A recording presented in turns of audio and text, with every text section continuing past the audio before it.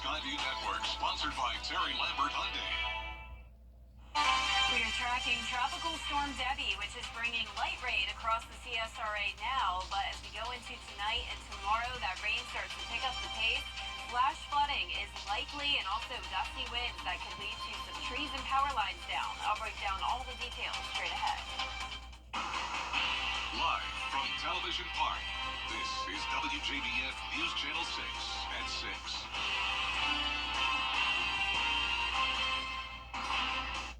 Good evening, everyone. I'm Jenny Montgomery. I'm Brad Means. We do thank you for joining us as we kick off our coverage with a check of what is happening with our weather as we get this week underway. And for that, let's go straight to our chief meteorologist, Jenna Petracci. Well, guys, here's the latest on Debbie. So it made landfall earlier this morning in Steinhatchee, Florida as a hurricane, and now it is weakening as it moves over land. Winds are at 50 miles per hour, and check out the movement here. Northeast at 6 miles per hour. That is very, very slow, and that is why we're going to see a very historical flooding event from this storm, at least for parts of the South Carolina coastline and especially down in Florida. For us, it's also possible that we could have some flooding concerns, and it begins now in some of our southern line counties. For the most part, it is just a light rainfall, and that's what we're seeing in parts of Richmond and Aiken County. All of this activity moving into Augusta now, but for the most part, the heavy rain is still down towards the south. Places like Allendale, Screven, over into Emmanuel and Johnson, getting in on some of that heavy rain, and there is a flood advisory in effect for parts of Screven County. That includes Newington along Highway 21, and that goes until 8:15. Rainfall totals are really starting to increase there, but notice for the most part, only up to around 3/4 of an inch to 1 inch of rain in our southern counties, but the cutoff there is very sharp, and it is starting to creep in. So just to the south of Screven, that's where rainfall totals are already making it to around 2 to 4 inches. Aerial flood watch is in effect for all the counties here in green over the next few days. So this is going to be a long event, and notice there also is a flood warning for the Savannah River along the border of Screven and Allendale. Not looking this bad though here in town. This is our Terry Lambert Hyundai Skyview cam in Jacksonville, Florida, where the center of the storm is just off towards the northwest. Camera has been shaking, visibility very poor, and strong storms over there. Temperature-wise here in town, we are in the mid-70s, so a much cooler day from the storms. Some upper 70s, a few 80s here and there, but overall, not feeling like an August day. Winds are coming in from the east. It's definitely very breezy, and the winds are higher down towards the southwest. 28 miles per hour is that wind gust in Wrightsville, but just a few moments ago, winds were gusting up to 41 miles per hour. Johnson County is not included under that tropical storm warning, but it's right next door in Emmanuel County. That's where winds could gust up to 57 miles per hour now through Tuesday night. Definitely could lead to some damage, and those tropical storm warnings continue all the way down the Florida Peninsula there and all the way up towards Charleston as well. So coming up, I'll have a look at the future cast, so be sure to stay with us. But back to you.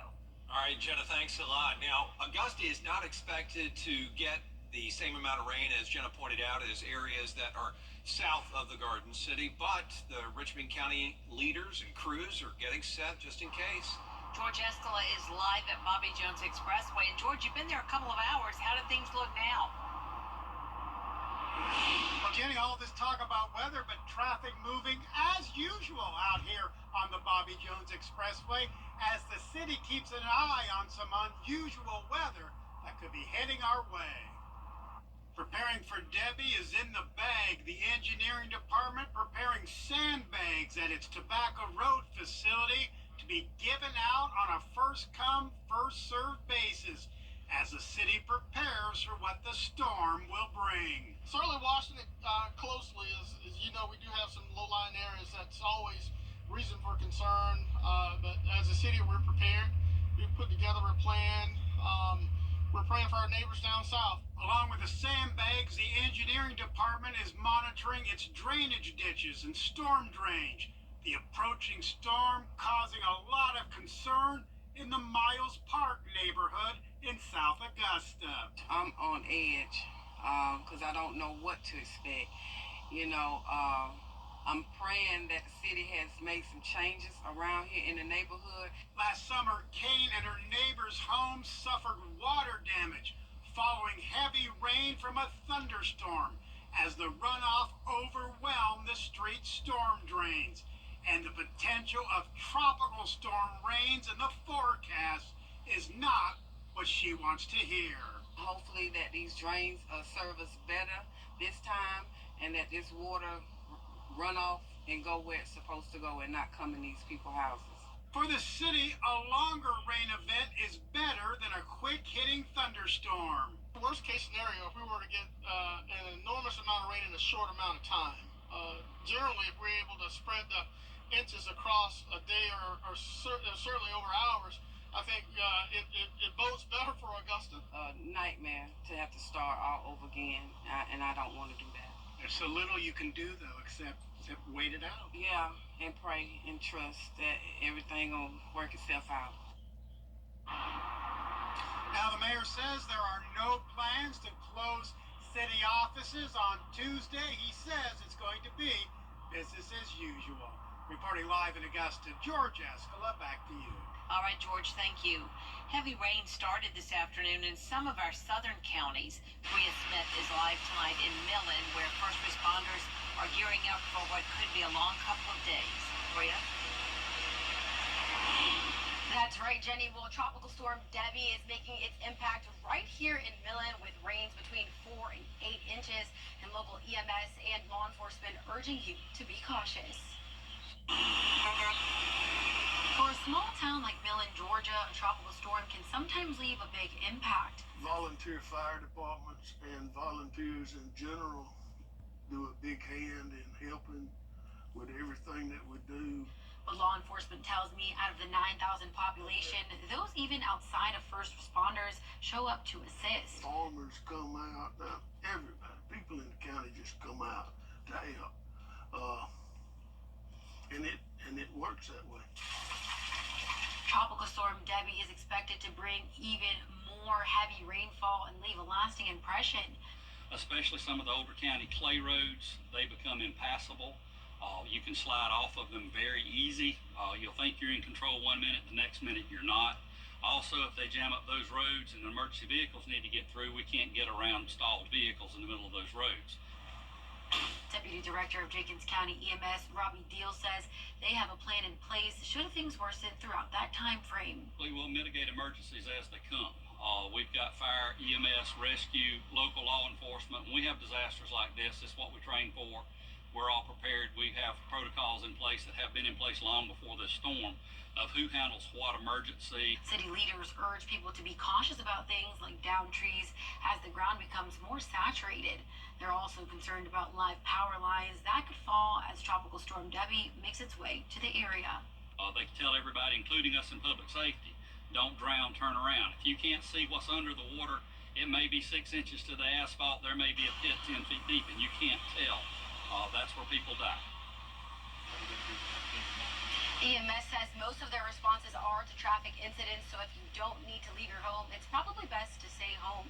Live in Millen, Bria Smith, WJBF, News Channel 6. And as Tropical Storm Debbie continues to make its way toward our southeastern counties, let's check in with Emmanuel. Hannah Latier live there now with a look at how they're preparing. Hannah. That's right, Brad. First responders from different agencies in the county are gearing up for Debbie to come through early tomorrow afternoon. They're making sure they have enough staff, that emergency vehicles and equipment are fueled up. And it's been raining lightly all day, on and off. That's what emergency management leaders are most concerned about. Right now, they're expecting about 8 to 10 inches of rain total. The county falls under an aerial flood watch, and there's a lot of dirt roads that are prone to flooding. Wind is also a factor, with predicted wind speeds of up to 45 miles per hour. They're expecting power lines and trees to be downed. If you live here, staying indoors and waiting it out until Thursday is the best way to go. What I would really like for our citizens to do is get enough supplies, water and food, so they can sit this out. Once the storm starts, particularly if we have water over the roads, they don't need to be on the road. So get your supplies, get the things that you need to keep to be ready for several days, and watch the news and keep up with the storm. And if you have an emergency, dial 911. And Emmanuel County schools are closed for tomorrow. The superintendent tells me that based off of the road conditions tomorrow, that's how they'll determine if school will be closed on Wednesday. Live in Emmanuel County, Hannah Latier, WJBF News Channel 6. Coming up, continuing coverage of Tropical Storm Debbie. That includes the latest on school closures you need to know about. Next. Hi. Do you have what it takes to be a border ball cheerleader? We're looking for the area's best high school seniors. Tryouts for Team South Carolina will be held on Sunday, August 25th. Register now at WJBF.com/cheer. Get the latest video in one click at WJBF.com. Tropical Storm Debbie is forcing many school districts to close out of an abundance of caution. In South Carolina, Bamberg schools will close tomorrow and then evaluate the situation and make a decision about Wednesday. All after-school activities today were canceled. Allendale County will be closed Tuesday and Wednesday. In Georgia, Burke, Emanuel, Jefferson, Johnson, and Scriven counties are all closed tomorrow. Burke and Jenkins County school districts are both sending home meals with students. The first day of school in Johnson County was supposed to be tomorrow, but it is now postponed. The number one thing that we're looking at is the safety of our students. They're our precious cargo, and we want to make sure that they are as safe as possible, and we feel like this is the best decision for our students to make sure that they are at home, they're surrounded by their family. And we will keep you updated throughout the evening as more information comes in. You can find a full list of school closures on our website, WJBF.com. And Jenna back with another check of our weather. Well, the main issue is certainly the rain. We have the potential of flash flooding tonight through Wednesday, but also can't rule out some damaging winds and even an isolated tornado. Coming up, I'll have more details on the forecast. Stay with us. Our family here at A&D Carpets and Hardwoods knows how flooring in your home or business can make all the difference. We value our customers by only using in-house certified installers to ensure your floor's warranty. Now, for limited time, we're offering either 20% off flooring products or up to 60-month interest-free financing. Call us today for your free in-home consultation. A&D Carpets and Hardwoods. Come see us today. At Georgia Power. It's TV's biggest morning party, live with Kelly and Mark. With big stars and... Are you rooting for me or against me? Weekday mornings at 9 on News Channel 6.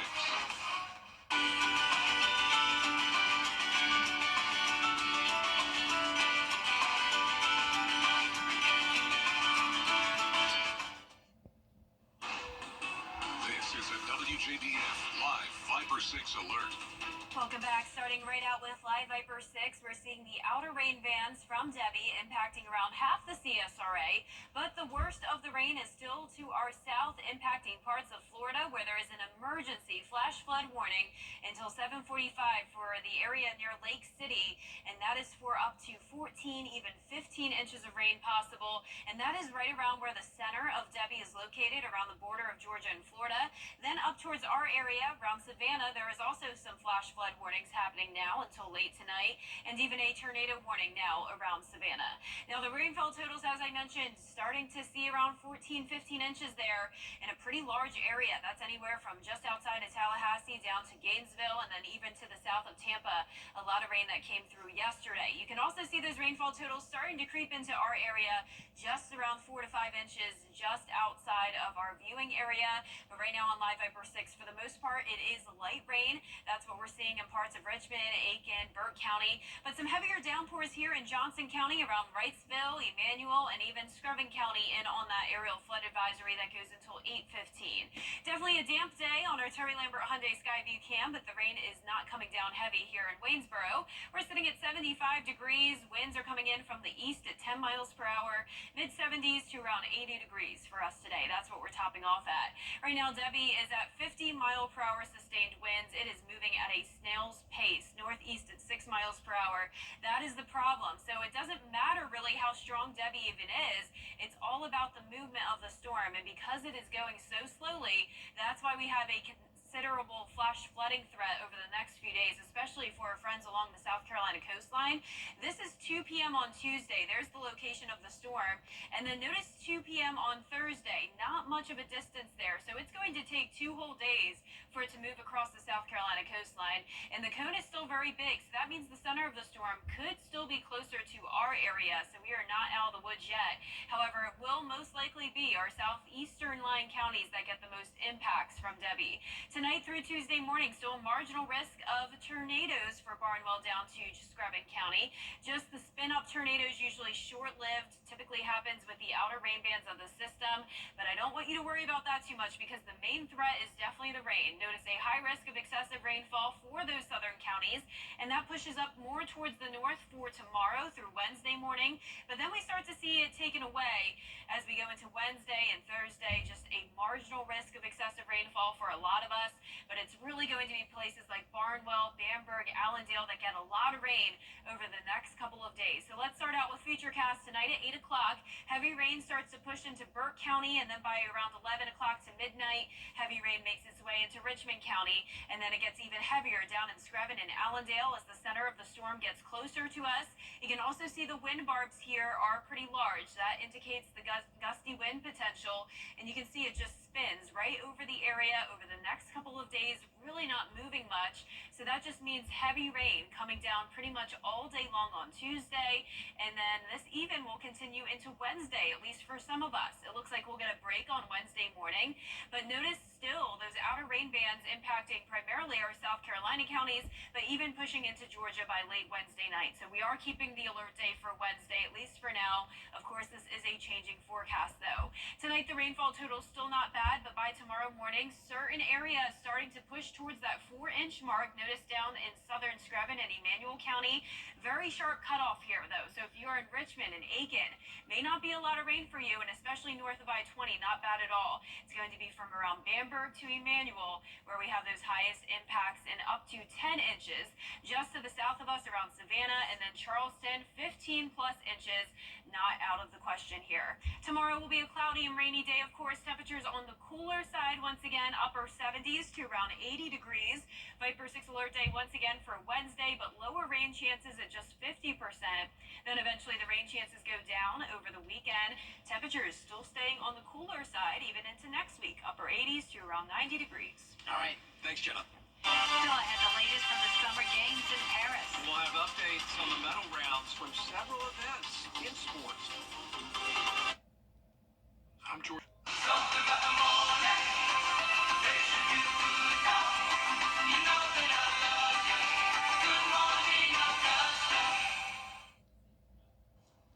A seasonal flavor is making an early debut this year. Pumpkin spice is already on the menu across stores in the U.S. According to several leaks online, Starbucks is going to bring back its pumpkin spice latte August 22nd. That signals companies are taking more advantage of the pumpkin spice market, expected to generate nearly $2.5 billion in the next few years. This is a perfect story for me. I'm kind of ashamed to admit it, but I already opened up my new body wash, pumpkin spice. Pumpkin spice? Latte flavored body wash. No, Why not? absolutely not. We are still Well, like in the lemon. No, This you is can't. Okay, that's so funny because This my is lemon, summer. my lemon just ran out, and I didn't want to buy a new one. I had pumpkin spice ready to go under my sink, and I was like, Yeah. whatever, it's August. Same here. Let's do it. Viper 6 alert day though, Tuesday and Wednesday as we track Tropical Storm Debbie. Heavy rain and wind, especially tomorrow. Down to a 50% chance of rain though by Wednesday. All right, Jenna, thanks a lot. Thank you all for watching. We're back at 7 after World News Tonight. And we'll see you again for News Channel 6 at 11. Have a great evening. Good night.